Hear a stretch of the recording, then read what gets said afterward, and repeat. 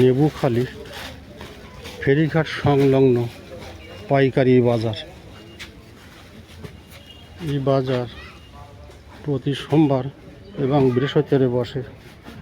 যারা বসিরহাট কলিকাতায় যেতে পারেন না, যাওয়ার সুযোগ পান না, তারা প্রতি সোমবার এবং বৃহস্পতিবার এই পাইকারি বাজারে চলে আসবেন।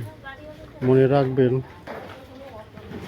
নেবুখালী ফেরিঘাট সংলগ্ন পাইকারি বাজার প্রতি সোমবার এবং বৃহস্পতিবারে এই বাজার বসে। এখানে পাইকারি দরে সব রকম জামা কাপড় পাবেন।